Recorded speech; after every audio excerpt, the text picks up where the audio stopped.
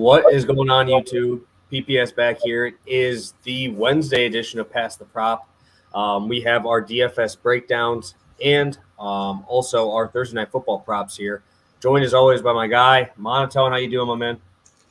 I'm good, man. Sorry, slow to get this tweet out a little bit right now, but I'm doing well, man. It was fun to have week one back. We now have all this kind of week one data to sink our teeth in, make decisions, and then the kind of cupcake or icing on top, I guess, is this beautiful matchup we have on Thursday night, right? We got Chiefs versus Chargers, two of the best teams in football, battling it out on prime time. Only game of the night, no competition. It'll be fun. I think it'll be a blast this week. So I'm excited. I'm glad we kind of get this primetime show along with our DFS stuff. It'll be a good week. Yeah, no, it was a overall pretty good week. Obviously, Monday night was awesome for me just because we went over. I went completely overboard on Geno Smith. Don't know why, but it turned out well for us. I believe we ended up making around 4.4 units on the show that day. So overall, week one, 8 picks, 5 and 3, a little bit over close to 2.5 units profit here on the show. And that's when we both started out 0 and 1 right on Thursday. So that game didn't go as planned on Thursday. So it was nice to have a 5 and 1 finish to the week. Ends up profitable. And yeah, I think today's breakdown is going to be really, really nice here. Obviously have a fantastic game for a Thursday night. How do you see this one going? Where are you thinking here? If you had to choose a money line side, where are we going? Obviously, the Keenan Allen news just came out like 10 seconds ago, so that's important too. Yeah, for me, I would say over the last couple of years, ever since Justin Herbert took over, if the Chargers have been more than 3-point dogs, it's pretty much been an auto bet for me with how good he's been here. I do have to say, though, I have been kind of caught up in the Chiefs hype. You know, I bet them before the season started. I expected them to take care of business in week one, and they definitely did. So I'm kind of excited, right, for this Chiefs team that despite maybe not having the highest expectations, everyone in the world is talking about who's going to be the next Chiefs. They're not talking about the Chiefs, you know, and I think that might have fired him up a little bit. So I do kind of like the Chiefs in this game. I think it'll be a close game. And the other thing, too, I'm scared a lot of these games won't kind of live up to the expectations, right? When we get these primetime games, I think Bucks-Cowboys was the best example. I was not very heavy on that game. I did not think we were going to get those same high-flying results that we did last season. When it comes to the Chiefs, when it comes to the Chargers, these are two teams that kind of show up when you expect them to. So I'm expecting this to be a great game. I think it'll be a close game. I think it will come down to the wire, kind of whoever has the ball last kind of situation. But I do think the Chiefs win this one. I think it'll be good, but I think the Chiefs take it away. What about you? Yeah, no, the Chiefs looked obviously very, very good in their first matchup at Arizona. Yeah, I think I have to lean the Chiefs if I'm going to take a side, obviously. I think that Keenan Allen news is bigger than what people are going to make of it, but that's a safety blanket there. Obviously, Austin Eckler should get a little bit more, and obviously Mike Williams, but man, it is tough for me to go against Mahomes in a primetime game. I love Justin Herbert. I backed him, and he screwed me in game one, but that was because they were just beating the brakes off the Raiders. He had 280 yards with like 11 minutes left, and it didn't even get to 283, so that was unfortunate. But, yeah, it's hard for me to not back the Chiefs. This is just a good game, right? I mean, there's not much else you could say, and then they have to travel to Arrowhead too. That environment's crazy. It's just hard for me to back anybody but Mahomes in a primetime game here. Let's take a look who we have in here. We got Jay Jordan in the chat. Welcome, my friend. Steve just popped on in here. Super Onion Ring as well. He's going to join up in the DK contest. So I did just post the DK contest here. I did do something different this week. I ended up making it as a Sunday and Monday just because how are we going to not want to play any of those dudes on Monday? Monday's slate is bananas, right? You got Tennessee, and I believe it's Tennessee, Buffalo, and then Philadelphia, the Vikings. It was awesome, right? Both those games totals are crazy high. So we have to have those guys in there. Yeah, Ryan, shoot me a DM over on Twitter. I sent out the top two, I believe. So I don't think I got a message from you yet. So shoot me a DM over there. I did send out first place and second there. But yeah, definitely expect points in this one. Obviously, Garth does too. We got Jason in the chat and Byron too. So thank you guys for tuning in on your afternoon. Hopefully, you're still on that little break time post lunch. You get that little 30-minute spot where you just get to kind of chill for a little bit before you get back into work here. But yeah, so we got all of our plays in there. Obviously, we'll talk about our DFS spots, but let's start out with our plays here for Thursday Night Football. 35 of you guys here in the live chat. If you could smash that like button before we get into it, we really appreciate it. And I'll kick it right over to you here, Stu. Yep, I'm going to be going to Josh Palmer over 44.5 receiving yards, minus 114. It's over on FanDuel. Playing this one for half a unit right here. I feel very good about Palmer. He's one of those guys that I've been pretty high on since I kind of first laid eyes on him, right? He was obviously very impressive for the Chargers last season. And interestingly enough, he didn't quite have that game maybe people would have expected him to have in week one, even with Allen there. I saw some people kind of betting on him. His yards were pretty high.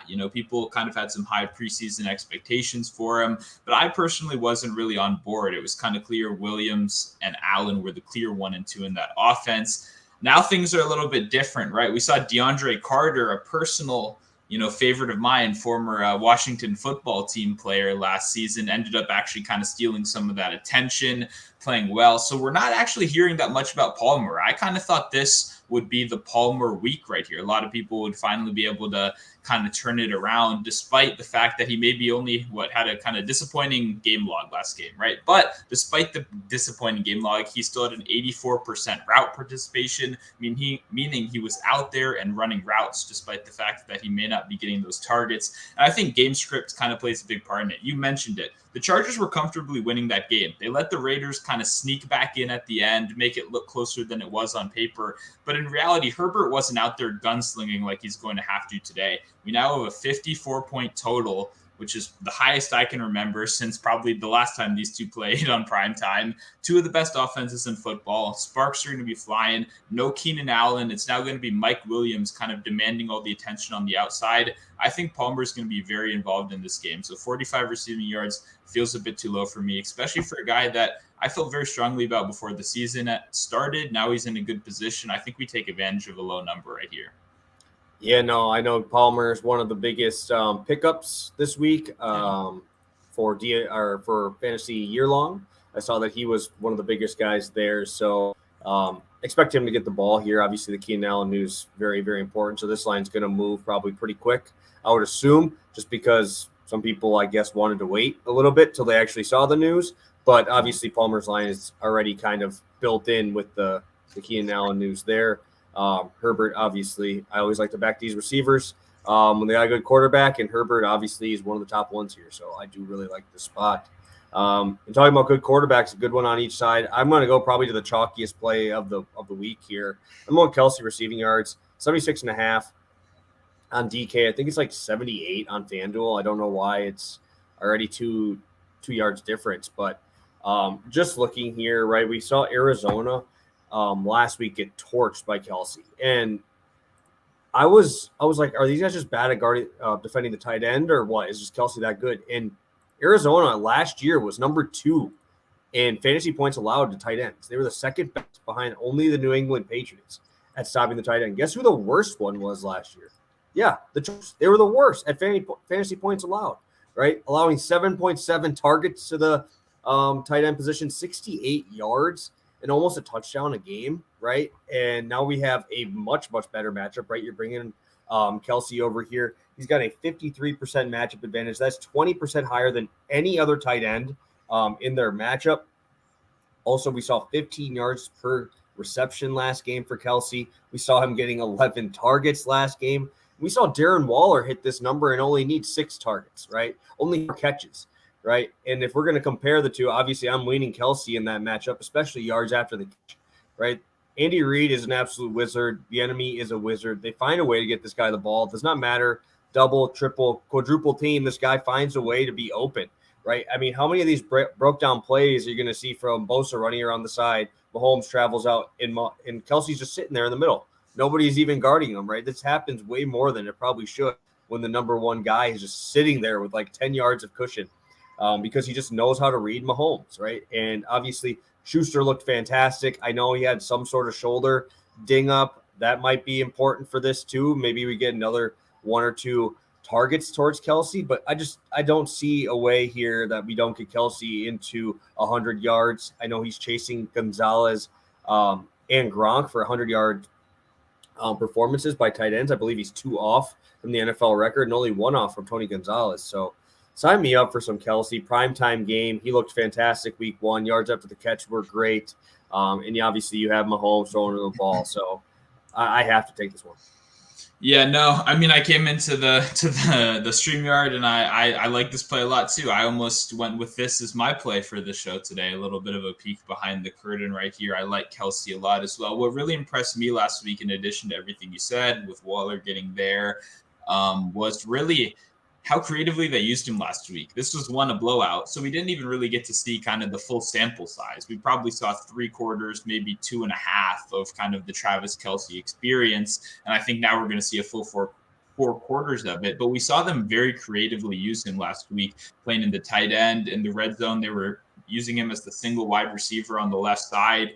Just a matchup nightmare for really any opponent, right? You got to deal with Travis Kelce by himself on the left side of the offense. They were very creatively getting him involved. It's clear that he is the centerpiece of this offense. They didn't really have a choice, I guess, coming into the year, but with how much they used him, how much they used him all over the place, I really loved that last week. So definitely on the Travis Kelce hype train, 100%.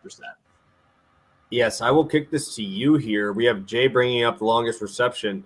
Obviously, I believe he hit this in the first game. I know Darren Waller definitely did against this defense last week. I know you're more of the longest reception guy. I've only done 1 in my life. So what do we got? Are you leaning towards a Kelce over here? Yeah, I mean, I feel like it has to be, right? I may be the longest reception guy. I don't have the 100% win rate, though. You do. But I do like this one. I was definitely considering it as well. The only thing is, I think what you're accounting for is a broken coverage. You're accounting for one of the best tight ends in football, taking an advantage of a defense that maybe wasn't prepared on any given play. I think that can happen at any point in the game. So I like it. I think I lean yards a little bit more just from looking at it, because his average depth of target, still has kind of declined over these last couple of years as he gets up there a little bit. He's not quite running as many, of those deeper routes. And the play he did cover this number on in week 1 was the first play of the second half. They ran a design play to get him up over the middle. So it's clear they're looking for him down the field. So I like both, but I probably lean yards a little bit. Yeah, one thing else I like about this is Travis Kelce will still be getting passes if they're up 30. We saw it last week. This man was still getting receptions. They're up like 28 points. They did not care, man. Chiefs keep going, man. They don't care about the score. They just keep going, executing their plays. I thought that was awesome. The exact opposite of what the Chargers did, right? The Chargers kind of packed it in. We don't see that here, right? The Chiefs know how important every single one of these games are, and they don't care if you're up down 14. It's football, right? Keep going. And that's kind of what you start seeing with these younger heads. Some of them don't keep it rolling. Exactly. Andy Reid does not care how you feel. So I loved to see that last week. Even though I played Mahomes in fantasy in 2 leagues, I play him again in my other league this week. So I'm sure he's going to pop off now. Yeah, no, like you said, Chiefs never take their foot off the gas. They're always going full throttle. And that's what good teams in the NFL do these days. So completely agree with that one. Perfect. We have one more longest reception prop of Mike Williams and Palmer. Is either side in play here for you, or are we just thinking more yards overall? I like yards or receptions more for Palmer specifically. I don't think he's necessarily going to be running as many of those deeper routes. Mike Williams, on the other hand, definitely will be running more of those deeper routes from everything we've seen over these last couple of years. Specifically, his matchup history against the Chiefs is really good, So I think I'd probably go Mike Williams longest reception between these two. I don't think I'll be playing it officially, but I definitely like the look. I understand it. Palmer, I think I like yards or receptions better. I just don't think he's going to be running quite as many deep routes that we kind of look for in those props. Awesome. Yep, very good with yards after the catch. Awesome. Yeah, well, hopefully we can get you another win here. Jay, we appreciate you being in here every single time. All right. How'd you do in the DK contest last week? How'd you do? I finished middle of the pack. I finished right around a couple spots behind you. Wasn't my most impressive performance. My late pivoting to Elijah Mitchell in all my lineups thinking that rain game was just going to mean 25 carries. Started out great, 9 for 40, didn't end well when he didn't come back for the rest of the game. So that kind of put to bed a lot of my lineups, even with having Saquon Barkley in all of them. Yeah, no, I had Saquon in everyone, and that's actually who we'll be talking about here shortly. But yeah, hopefully we'll make a little difference here this week. Remember, guys, I did drop the DraftKings contest here. This is a Sunday and Monday. Make sure you pop in there. We did send out the winnings there. I obviously know, Ben, I need to shoot you your money yet. So make sure you DM me, and we'll get that over your way. But without further ado, let's get into our DFS. Week 2. We're going into Sunday games now, right? We're heading on over to the Sunday games, forgetting about Thursday. We got the bets out of the way. We got 2 backs in our stud section here, and I think that these will both be pretty popular guys this week. I'll kick it to you, starting off with Mr. DeAndre Swift, who had an absolutely amazing game for like half my best ball lineups. Yeah, and the interesting thing is DeAndre Swift did have a great game. He didn't quite come with that signature receiving yards that you kind of expect, right? A lot of it came from burst plays on the ground. Now he gets a matchup against the Washington football team, or we're the Commanders. I keep saying the football team. It's what I'm used to. Against the Commanders that got torn up by a combination of Travis Etienne, who's playing pretty much his first real NFL game since that injury, and James Robinson, who tore his Achilles like a couple of months ago and rushed back, from it. Both of these guys absolutely tore up that rush defense, both in passing game work against those linebackers and just on the ground. It gives me confidence that Swift, betting on him is a little bit tougher because you really never know if it's the rushing or receiving that's going to peak. Very similar to Saquon Barkley, a guy you have right there as well. But in DFS, you don't have to account for that. You just have to account for overall performance right here. And I just think Swift has a great game. I think this Washington defense kind of showed there were some clear cracks, right? The linebacker core, the safety core, and that's going to especially hurt against a Lions team that, their wide receivers are solid, but they'll do a lot of damage with these short, low passes to running backs. And I'm not sure if the Washington linebackers are going to be able to keep up with DeAndre Swift. I understand this is still a split backfield. It's unfortunate. Swift isn't going to be out there on 100% of snaps, and he may even miss out on a couple red zone carries, but he is the more talented back, and he's in a good matchup. Just like Washington-Jacksonville was a sneaky over game and a sneaky good DFS target, I think we're seeing the same thing again. The Lions just put up points against the Eagles last week, who on paper have a very much better defense than Washington, even if some of that was in garbage time. And then we just saw Jacksonville put up points on Washington. So I think this is going to be a good sneaky game. I'm probably going to play some Carson Wentz stacks this week, so that'll be fun. And DeAndre Swift will be involved in a lot of those lineups.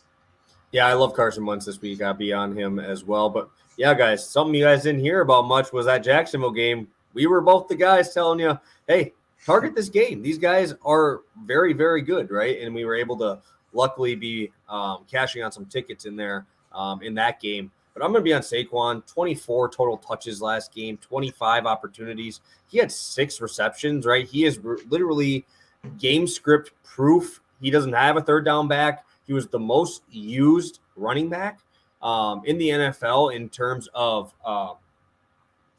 of usage with the other backs, right? So he didn't have anybody spelling him, right? He was over on the field for over 90% of the plays. And obviously Daniel Jones was looking for him when he's running for his life because the Giants don't have a great offensive line, but Barkley, it does not matter, right? The ball is coming with Saquon Barkley, and he was still able to make people miss, still able to run guys over. 140 yards rushing in that game is impressive. And obviously we have a great matchup here, right? You just saw a team who cannot pass the ball run right down their throat with Nick Chubb and Kareem Hunt. Yeah. At least Daniel Jones gives you a little bit, right, to think about in the passing game. Jacoby Brissett is not giving you much to think about, right? He's going to throw the ball maybe 20 to 22 times, and they're going to run it, and you still could not stop him, right? Obviously, Kareem Hunt stole the touchdowns, but Nick Chubb had, 130 yards? So Barkley can do what Nick Chubb did and do what Kareem Hunt did. That's a 40-point game. Obviously, Barkley and Swift are 2 of the highest scorers in week 1, so obviously these guys probably will have a little bit of ownership, but I think it's well warranted on both sides. I think that we're going to see a very good performance from both these guys. Yeah, no, I believe was Barkley my play last week on the show? I believe so. Barkley was yours. Let me check who I had last week. Well, you I had believe. Lawrence. No, that was your cheaper guy, right? Who did I have? I gotta find my DFS guys in here. Oh, it's Wednesday. That's why. I was in the other one. I had I had a nice hurt Keenan Allen, but I had luckily I had Christian Kirk who ended up getting me in my value spot. But yeah, Keenan Allen ended up, dude. He had 10 points in like 12 minutes, and I'm like, yes, we're gonna keep it going. I only need 4 yards for him to cash his ticket, and yeah, he goes down with an injury there. So. DFS spot wise went well last week. Obviously, you had Juju for your cheaper guy, and he did very, very well. So, good start to the year, and I think that we're going to continue it. And let's get to our value guys here. Kick it off to you with Chase Edmonds. Yep, I like Chase Edmonds a lot. I regret not playing him in week 1. He was like the last man off my card, and it was good. We saw good things. I mean, it's obviously a split backfield, right? But the good news is the reports out of camp were that this is going to be a 3-headed monster. Myles Garrett did not play. Or sorry, not Myles Garrett. What's his name? Myles Gaskin. Way worse of a player. Yeah. Myles Gaskin did not play a single running back snap, which means we're really only dealing with more of a 2-man committee right here with Raheem Mostert, who I guess neither of these backs were particularly effective on the ground in game number 1. That being said, he still handled 70% of running back carries. A lot of people, when you first think of Chase Edmonds, you might think of just a pass catching back. But in an offense that's supposed to be pretty run heavy, seeing him handle 70% of those running, attempts was obviously a good sign. The good news, the pass catching's still there. Raheem Mostert is not really competing with him much in that front. He had 1 catch last week as opposed to Edmonds, who had 4 targets in that game, put up some pretty good numbers, and including a very important 3rd down catch in the 4th quarter where he fell down, I think, and hopped back up and got it. Edmonds was very impressive to me. I like the amount he was playing. I'm going to be betting on him this week on one way or another. I think Chase Edmonds in a good spot. This will be a fun, competitive game, and I think those kind of short yardage passes are going to be very important for them moving down the field. We saw how much they were throwing. They were throwing a lot of neutral game situations last week, which obviously caught people a little bit off guard. I think he's going to be a beneficiary of those short passes. 100%. Love Edmonds this week. Yeah, I love Edmonds. He's on every fantasy team I have. I'm going super low. I'm going to 4K range. Obviously, there's a lot of high-end receivers. If you go Jefferson or Cup, those guys are 9,000 plus, right? You want to go to the top of the quarterback position, you got Josh Allen at 7,900, all these really high-end dudes. So I'm looking here at Dotson. I think he's 4,400, 4,600, somewhere in there. And obviously 5 targets, 3 catches. I don't expect the 2 touchdowns every single time. But what I did like was that he was getting the ball pushed down the field a little bit more to him, right? We started to see the ball a little bit down there. Obviously, Curtis Samuel kind of stole the show, right? I have Samuel in 4 best ball leagues, so I'm very happy to see that. But I think that was also a reason why this Jacksonville defensive line was pretty good. They actually got pressure on Wentz a little bit more than I thought they would, especially with Walker obviously making the interception of the year on the worst pass of all time, probably. It might be the worst pass I've ever seen, but hey, he won the game. I won't talk any more shit about him. He got me a lot of fantasy points, so I'm not going to talk shit about him. But he was able to push the ball downfield to Dotson, and I think that with this matchup, they're going to have a much better offensive line performance. According to Pro Football Focus, we got almost 52% pass block advantage in this game. So I think that we're going to have a little bit more time. I think that's when you're going to start to see Dotson and Scary Terry get down the field a little bit more. Get to have Carson Wentz show that he has a better arm than Taylor Heineke, right? This is the game that you'll be able to see that, right? When you're getting pressure on you right away, you got to get it out quick. And Curtis Samuel obviously did a fantastic job in that spot. I don't think Samuel's going to have a bad game, but I also think Dotson might get a little bit more than those 5 targets. Obviously, I don't expect the 2 touchdowns and 3 catches. Obviously, we've seen that he has big playability. You have Scary Terry on the other side who's going to attract a ton of attention. And obviously, Antonio Gibson running that ball. A lot of other weapons here. Obviously, sometimes that hurts, sometimes that helps. And I think that Dotson's going to be that forgotten piece who's probably going to break one off this week. I'll probably be taking him anytime touchdown. Yeah, no, he was clearly a red zone target too. They were obviously going out of their way. He's obviously known for having good hands, being kind of a reliable pass catcher. Yeah, I think the big advantage here is I'm definitely going to be playing some Washington stacks this week, like I said, with Swift, kind of both teams. But I do think the outside wide receivers have the advantage. Like you said before, this Lions cornerback duo might be the worst in football, and it might not even be that close, right? They've kind of been taken advantage of both last season and now obviously in game one where A.J. Brown just did whatever he wanted and nobody cared. I think we're going to, like you said, going to see more of those deep balls. We're going to see the outside receivers excel a little bit more in this game, and that definitely involves Dotson and McLaurin having good games. So I agree with you. Dotson looked good in week one. I didn't come in the season as high on him as a lot of other people, but he definitely impressed with those red zone catches. So as long as he keeps going out there and being a target, he's going to be involved because I think they're going to throw a good amount in this game. Yeah, and obviously the A.J. Brown thing was important for Jalen Hurts, but he did not have to really put the ball into a small window, right? It was they were getting pretty open, both guys, even Goddard up the middle. Going down the middle, he was averaging 15 yards a catch on his as well. Actually, I think it was 20. I think he had 3 for 60. But man, the average catch for those guys was a lot longer than you usually see from a Jalen Hurts led offense. Obviously, some of that's AJ Brown, but some of it's just these guys were so open that these games almost turn into shootouts. So I think that Dotson definitely's got a chance there. And lastly, we will get to Pickett. I think we skipped it. We're getting to it at the end, and then our anytime touchdown scorer. All right. I know you talked Palmer. The Pickett play of the week or play of Thursday Night Football is Mike Williams. I know we mentioned his longest reception a little bit earlier. Is that somewhere we're going? Are we looking here at 66.5? What are you looking at? You thinking yes, no? I know you did well on Sunday cashing both of those. I'm not sure what was the Sutton. I think we both were I was on the over for Sutton. I know. Yep, I was too. And that one cashed there as well. We got Williams, number one receiver this week.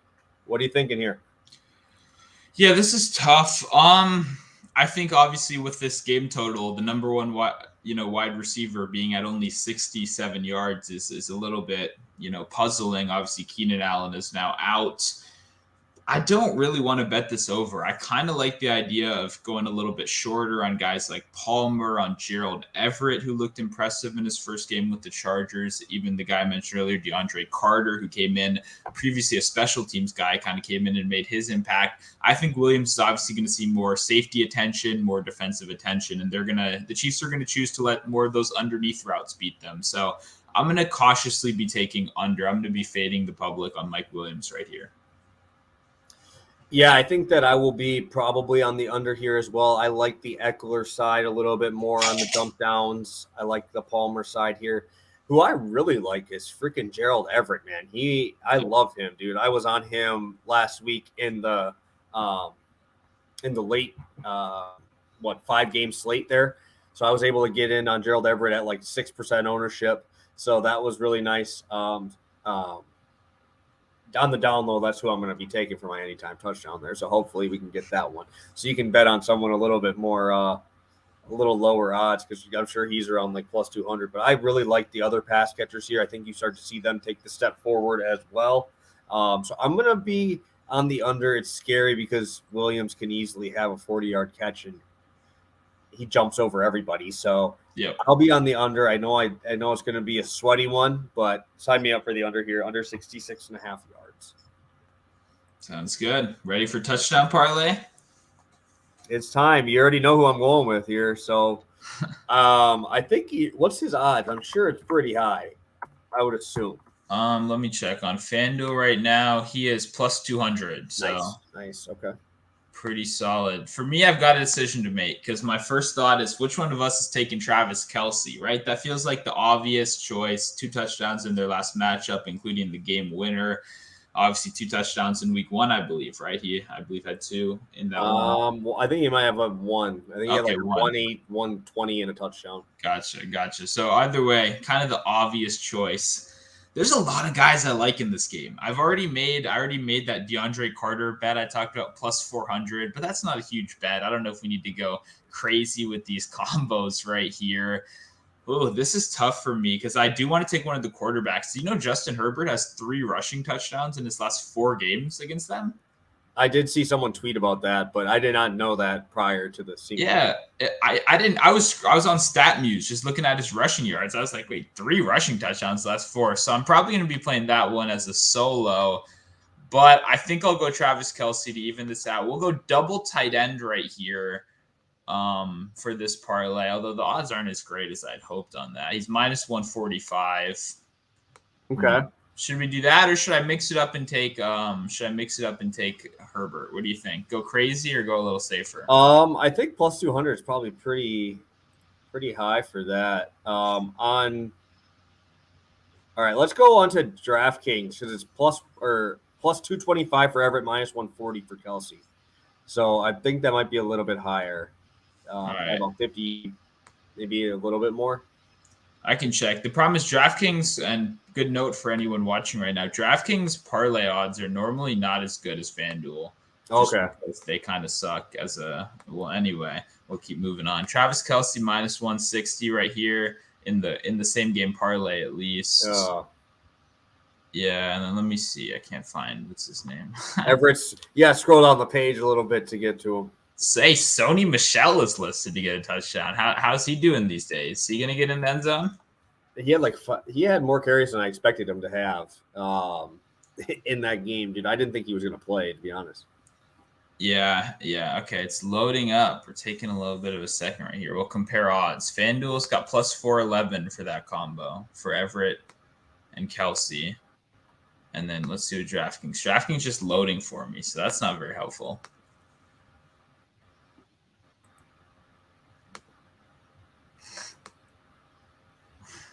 We can make a guess, too, if we need to, if DK is going to slow us up here. We'll just stick with the 411 right now for FanDuel. How about that? And people can go check themselves. They have better internet than I do, I guess. Okay, it just wouldn't let me do it. It said your request cannot be handled. Well, all right. Well, okay, we did it again. 425. There we go. Slightly better. We'll give me 14 cents. I'll take the 14. Yeah. Oh, yeah. Lesson for everyone out there. Always line shot those numbers, okay? Beautiful. So this is going to be our touchdown parlay.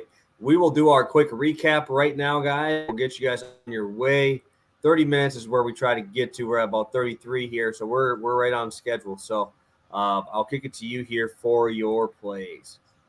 Yep, starting out, Josh Palmer over 44.5 receiving yards, minus 114, playing that for half unit over on FanDuel right now. It looks like the line already moved up 2 on DraftKings. So if you got to go there, I still think it's solid. For DFS this week, my stud going DeAndre Swift in those Washington stacks I'm going to be running this week. And then I'm not Dotson, you're Dotson. I'm Chase Edmonds going over to Miami, pass catching back. Love Edmonds this week.